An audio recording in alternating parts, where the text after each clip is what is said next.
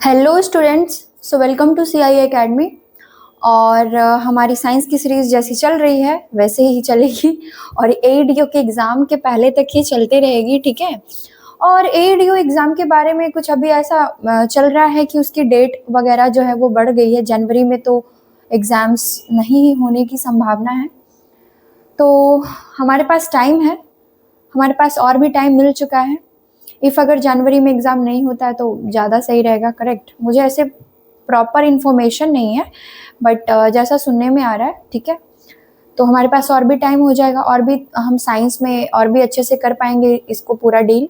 और एक और चीज़ है जो इन्फॉर्मेशन अनाउंसमेंट है, मैं आपको बताना चाह रही हूँ कि साइंस का जो भी पीवाईक्यू है प्लस जो टॉपिक्स एनालिसिस के बाद, पीवाईक्यू एनालिसिस के बाद जो टॉपिक्स है, जिन टॉपिक्स पे आपको पढ़ना चाहिए, मतलब फुल डिटेल में पढ़ना चाहिए, तो हम एक ऐसी वीडियो, एक क्रैश वीडियो कर करके लाएंगे जो साइंस की सिर्फ होगी, पूरे जीएस की नहीं होगी, सिर्फ साइंस की होगी, ठीक है। और उसमें है जो कि आपको पीवाईक्यू के साथ उसके एनालिसिस के टॉपिक्स वाले सारे को डिटेल वाइज आपको बताना, मतलब हम बताएंगे और आपसे क्वेश्चंस भी किए जाएंगे, उसका पूरा एक्सप्लेनेशन का एनालिसिस भी किया जाएगा और उससे रिलेटेड जो टॉपिक होगा उसको भी पढ़ाया जाएगा। तो ये हम 3 कैटेगरी में करेंगे, एक फिजिक्स के लिए अलग होगा, बायोलॉजी के लिए अलग होगा और केमिस्ट्री के लिए अलग होगा, ठीक है। और ये हिंदी और इंग्लिश दोनों ही लैंग्वेजेस में आपको मिलेगा और इस तरीके से हमारा ये वन शॉट वीडियोस करके जाएगा, ठीक है। तो ये एग्ज़ाम के पहले ही आपको मिल जाएगा। तो साइंस के लिए आपको बिल्कुल भी टेंशन नहीं रहेगा कि साइंस से रिलेटेड कोई भी क्वेश्चन आपको छूट जाए, वैसा हम होने नहीं देंगे। जो भी इम्पॉर्टेंट क्वेश्चंस होंगे एकदम स्ट्रॉन्ग कंटेंट के साथ हम आएंगे आपके लिए लेकर के, है ना। और कोई भी क्वेश्चन छूटे वैसा होने तो नहीं देंगे। सो बने रहिएगा और देखते रहिएगा, है ना। और कुछ और भी अनाउंसमेंट है जो आपको मिलने वाली है, तो आप चैनल पे बने रहिएगा। हमारे कुछ शॉर्ट वीडियोस भी आप देखिएगा, कुछ नई नई बातें हैं, कुछ नया चीज़ है। और सीआईए ऑफिसर प्लेटफॉर्म जो हमारा चैनल है उस पर भी जाके आप देख सकते हैं।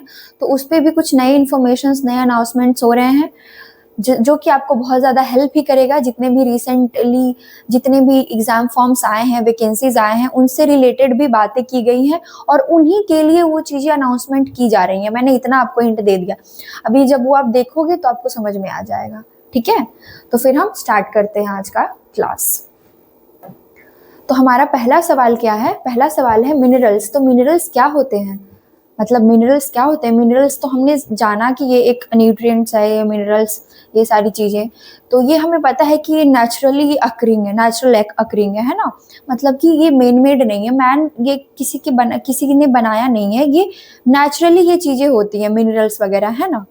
तो ये क्या है? ये लिक्विड है, ये गैस है, ये क्या है? ये इनऑर्गेनिक सॉलिड्स हैं या फिर ये सब कुछ ही है? क्या है ये? तो मिनरल्स जो होते हैं ना वो अकार्बनिक ठोस होते हैं, ठीक है, यानी कि इनऑर्गेनिक सॉलिड्स होते हैं, इनऑर्गेनिक सॉलिड्स होते हैं। और ये नेचुरल अकरिंग होते हैं। क्या होते हैं? नेचुरल अकरिंग होते हैं, है ना।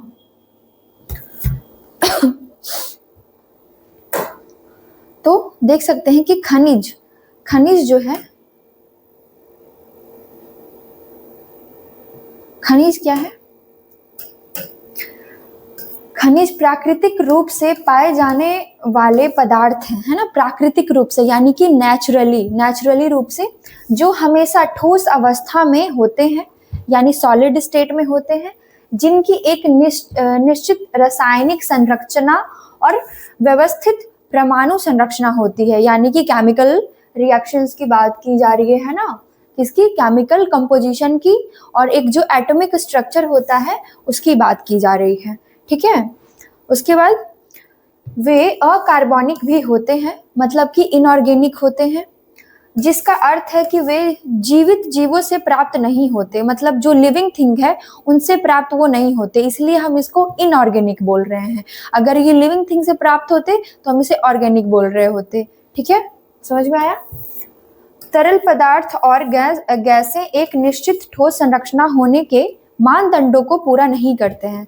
तो क्या कहना चाह रहा है यहाँ पे कि liquids and gases do not fit. जो लिक्विड्स होते हैं, जो गैसेस होते हैं, वो फिट नहीं होते कहाँ पे, in the criteria of having a fixed solid structure. तो क्या गैस का और लिक्विड का कोई स्ट्रक्चर हो सकता है, कोई सॉलिड स्ट्रक्चर हो सकता है? नहीं, वो तो इंडिपेंडेंट है, फ्री है। जब तक हम उसे किसी कंटेनर में पैक नहीं कर दे, किसी कंटेनर में उसको रख नहीं दे, वो कोई शेप नहीं है, कोई शेप नहीं ले सकता है ना। पानी को भी हम ग्लास में रखेंगे ना, तभी वो ग्लास का शेप लेगा। हवा को भी अगर हम किसी बलून में भर रहे हैं, तभी वो बलून का शेप लेगा, लेकिन खुद का उनका कोई शेप नहीं होता है, कोई स्ट्रक्चर नहीं होता है, सॉलिड स्ट्रक्चर बेसिकली। ये बताओ, development of the natural system is described as, यानी कि प्राकृतिक प्रणालियों का विकास इस प्रकार वर्णित है। किस प्रकार? नेचुरल सिस्टम की बात की जा रही है कि इसका जो डेवलपमेंट है वो किस तरीके से डिस्क्राइब कर सकते हैं। तो function of systems, evolution of the system, या self sustained process of the system, या नन ऑफ द एबव। तो बेसिकली अगर नेचर की बात की जा रही है, नेचुरल सिस्टम की बात की जा रही है ना, नेचुरल सिस्टम की बात की जा रही है, तो प्रणालियों की स्वनिरंतर प्रक्रिया यानी कि self sustained process of the system, ये होता है, ठीक है, self sustained process of the system, because वो सेल्फ सस्टेन्ड है। करेक्ट, हम नेचुरल सिस्टम की बात कर रहे हैं। तो क्या हो जाएगा? प्रणालियों की स्वनिरंतर प्रक्रिया, क्योंकि परिस्थितिकी तंत्र जैसी प्राकृतिक प्रणालियों निरंतर बाहरी नियंत्रण के बिना स्वतंत्र रूप से काम करती है ना। क्या है? जेनेटिक्स डील विथ, जेनेटिक्स जो है वो किससे डील करता है? जेनेटिक्स डील्स विथ, यानी कि प्रश्न क्या है, अनुवांशिकी का संबंध किससे है? Mendel's law, organic evolution, DNA structure, या हेरिडिटरी एंड वेरिएशन, यानी कि मेंडल के नियम, कार्बनिक विकास, डीएनए संरचना, या और क्या है, अनुवांशिकता और भिन्नताएं। तो which one is the answer? ऐसे तो बहुत इजी है, क्योंकि अगर आपने बायोलॉजी के सारे चैप्टर्स पढ़े होंगे तो आपको पता होगा कि जेनेटिक्स की बात हम किस में करते हैं बेसिकली, हाँ, किस में करते हैं? हेरिडिटरी एंड वेरिएशंस में, है ना, यानी कि अनुवांशिकता और भिन्नताएं में। यहाँ पे अनुवांशिकी लिखा हुआ है और यहाँ अनुवांशिकता लिखा हुआ है, तो ऐसे भी समझ में आ रहा होगा कि यही आंसर होगा, है ना, हम इसको रिलेट कर सकते हैं ना। तो क्या हो जाएगा? हिंदी में है क्या?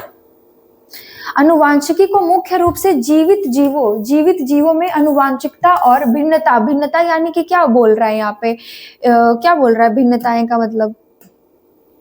वेरिएशंस क्या बोल रहा है? वेरिएशंस, है ना। वेरिएशंस मतलब क्या होता है? भिन्नताएं, है ना, के वैज्ञानिक अध्ययन के रूप में परिभाषित किया जाता है। ठीक है, यह पता लगाता है, क्या पता लगाता है? किस चीज के लक्षण एक पीढ़ी से दूसरी पीढ़ी में कैसे विरासत में मिलते हैं। तो जेनेटिक्स यही होता है ना बेसिकली, जिसको हम अनुवंशिकता कहते हैं। साथ ही एक ही प्रजाति के व्यक्तियों के बीच होने वाले अंतर यानी कि हम एक ही प्रजाति के लोग हैं लेकिन हमारे में कुछ डिफरेंसेस होती हैं, वेरिएशंस होते हैं, वही अंतर की बात की जा रही है ना। भिन्नता का भी अध्ययन करता है, करेक्ट। जबकि मेंडल का नियम क्या बोलता है? और डीएनए संरचना क्या बोलता है? अनुवांशिकी के मूलभूत घटक और उप क्षेत्र हैं। इस अनुशासन का समग्र दायरा क्या है? वंशानुगत पैटर्न और जैविक भिन्नता के कारणों दोनों के अध्ययन से घिरा हुआ है। ठीक है, तो हेरिडिटरी एंड वेरिएशंस में जो है हमें ये चीजें ज्यादा मिलती हैं और इसमें जो है हमें उसके और चीजों के बारे में पता लगता है। मतलब ये क्या बोल सकते हैं, उप क्षेत्र है ना। ये बताओ, Mendel's principle of inheritance are based on, यानी मेंडल का वंशागति का सिद्धांत आधारित है, किस चीज पे आधारित है? प्रिंसिपल पूछ रहा है आपसे, जो इसका प्रिंसिपल है वो किस चीज पे बेस्ड है? मेंडल्स का, यानी कि वंशागति का सिद्धांत किस चीज पे आधारित है, बताइए।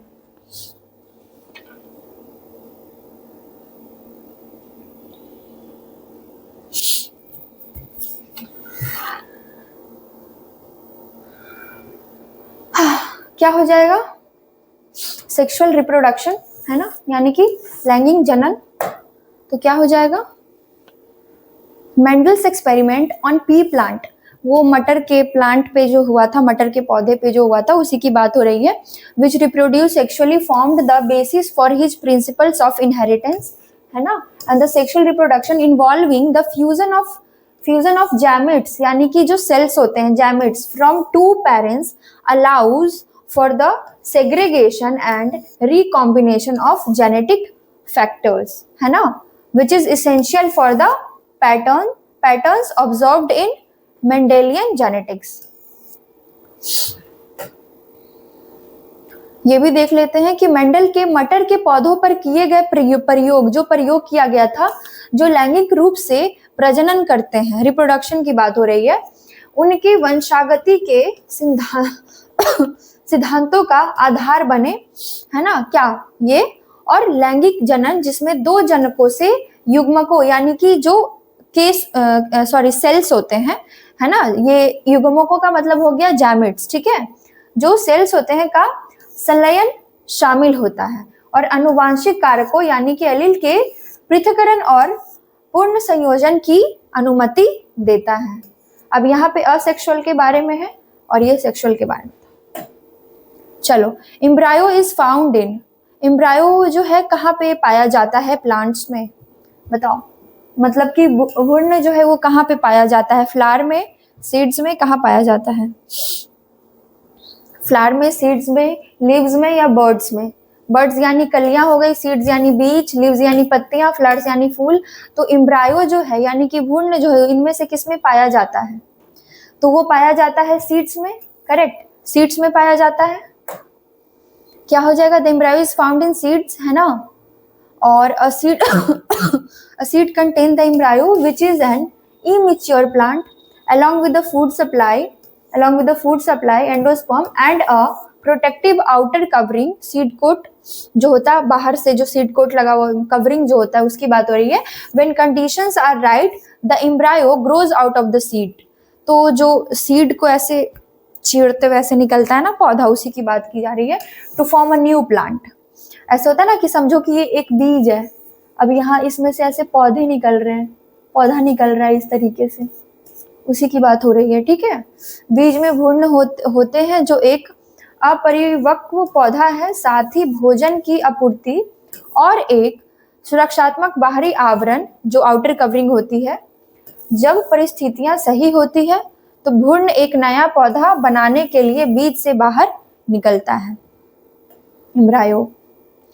चलो, what soil particles are present in loamy soils, मतलब कि लोमी मृदा में कौन से मृदा कण मौजूद होते हैं, मृदा कण की बात की जा रही है। लोमी सॉइल्स में बात की जा रही है सॉइल पार्टिकल्स की, है ना।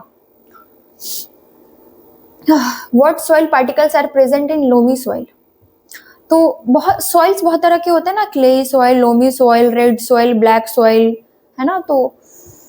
तो लोमी सॉइल में कैसे सॉइल पार्टिकल्स होते हैं, सैंड पार्टिकल्स होते हैं, क्ले पार्टिकल्स होते हैं, सिल्ट पार्टिकल्स होते हैं, या सारे तरह के होते हैं, तो कौन से होते हैं।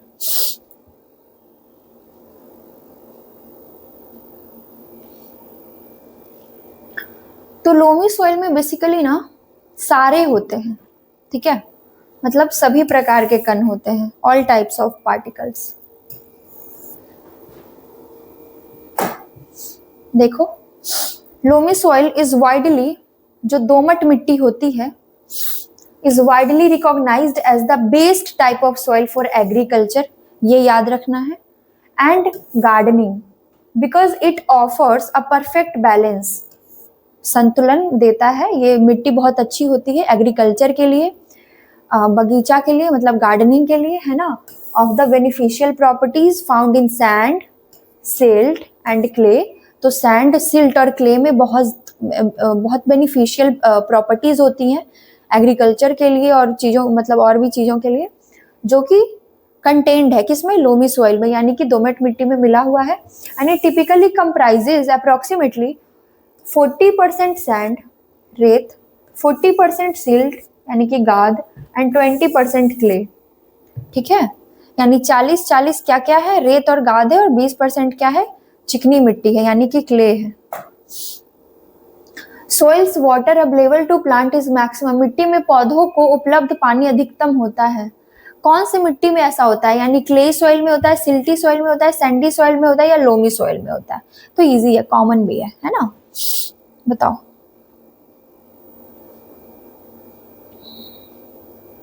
अभी हमने किस सॉइल के बारे में पढ़ा? लोमी सॉइल यानी कि दोमट मिट्टी, लोमी सॉइल के बारे में पढ़ा है ना? तो क्या हो जाएगा? Loamy soil is considered ideal for agriculture because it has a balanced mix of sand, silt and clay particles, है ना? And this composition allows it to retain sufficient water while also providing good drainage and aeration, making the water easily available to plant roots. तो because इसमें sand होता है, रेत भी होता है, सिल्ट भी होता है ना? तो क्या करता है कि वो पानी को क्या कर पाता है? रिटेन कर पाता है ना? देखो फिर से देख लो, हिंदी में भी देख लो कि दोमट मिट्टी को कृषि के लिए आदर्श माना जाता है, एग्रीकल्चर के लिए, है ना? क्योंकि इसमें रेत, गाद और चिकनी मिट्टी यानी कि क्ले मिट्टी के कणों का संतुलित मिश्रण है, यानी बैलेंस्ड मिक्सचर है। यह संरचना इसे पर्याप्त पानी बनाए रखने के लिए, मतलब कि इसकी वजह से मिट्टी में पर्याप्त पानी जो है वो बना रहता है ना? अनुमति देती है, साथ ही उचित जल निकासी और वातन भी प्रदान करती है, जिससे कि पानी पौधों की जड़ों के लिए आसानी से उपलब्ध होता है। मतलब जो सॉइल के जो पार्टिकल्स होते हैं ना, तो इन सब चीज़ों की वजह से, मतलब गाद भी है, रेत भी है, क्लेई भी है, तो इन सब चीज़ों की वजह से क्या है ना कि प्लांट का जो जड़ है वहाँ तक पानी जो है ना इजीली पहुँच पाता है। पानी रुकता नहीं है, कहीं जमा नहीं होता या उसको कठिनाई नहीं होती है, पहुँच पाता है रूट्स तक, और प्लांट के रूट्स को भी पानी अच्छे से मिल पाता है। और इन सब चीज़ों की ही वजह से क्या है कि ये पानी को, पर्याप्त पानी को अपने मिट्टी में जो है वो रख पाता है ना? Capillaries are most effective in, यानी कि कोशिकाएं सबसे अधिक प्रभावी होती हैं। कोशिकाएं सबसे अधिक प्रभावी होती हैं, यानी capillaries are most effective in clayey soil, silty soil, sandy soil या लोमी सॉइल। कैपिलरीज क्या हो गए? कोशिकाएं। मोर इफेक्टिव इन, किसमें ज्यादा इफेक्टिव होती हैं? काफी लेट हो गया है आज।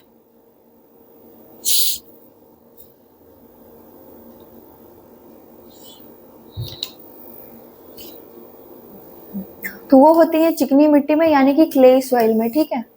Capillaries are most effective in clay soil. Clay soil has the finest particles and the smallest pore space, micropores, है ना, resulting in the highest potential capillary rise, है ना, ऑफन सेवरल मीटर्स।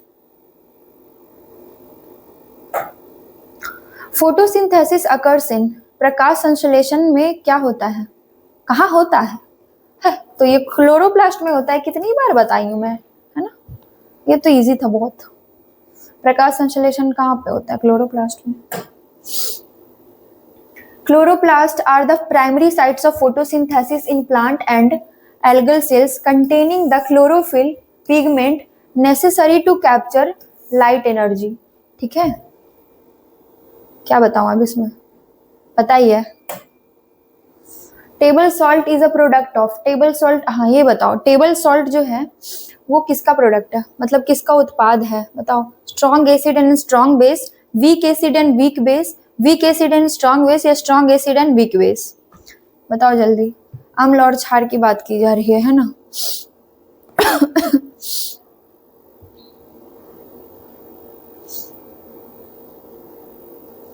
इसमें ना दोनों चीजें स्ट्रॉन्ग चाहिए, दोनों चीजें ही स्ट्रॉन्ग चाहिए, यानी कि स्ट्रॉन्ग एसिड और स्ट्रॉन्ग बेस, यानी कि प्रबल अम्ल और प्रबल क्षार। तो क्या चाहिए? Salts formed from a strong acid and strong base are neutral salts and have a pH of approximately 7 in an aqueous solution. ठीक है, तो बेसिकली बोल रहा है कि सॉल्ट है वो स्ट्रॉन्ग एसिड्स और स्ट्रॉन्ग बेस से जो बना होता है वो न्यूट्रल सॉल्ट कहलाता है ना, न्यूट्रल सॉल्ट कहलाता है। और उसका जो पीएच होता है वो अप्रोक्सीमेटली 7 होता है एक्वस सॉल्यूशन में। ठीक है, यानी कि प्रबल अम्ल और प्रबल क्षार से बने लवण उदासीन लवण होते हैं, यानी कि न्यूट्रल सॉल्ट होते हैं, और जलीय घोल में यानी कि एक्वस सॉल्यूशन में उनका पीएच लगभग 7 होता है। यहाँ पे अप्रोक्सीमेटली बोला है, एक्यूरेटली नहीं बोला है, लगभग 7 होता है। ठीक है, तो ये हमारा आज का लास्ट स्लाइड है। स्लाइड खत्म, क्लास खत्म। फिर हम आएंगे आपके लिए लेकर के लंबी क्लास, अच्छी क्लास और बहुत अच्छे अच्छे क्वेश्चंस के साथ आएंगे। और हाँ, साइंस का वो क्रैश वीडियो आने ही वाला है, सो बस थोड़ा इंतज़ार करो। Okay, thank you for watching. फिर मिलते हैं अगली वीडियो में।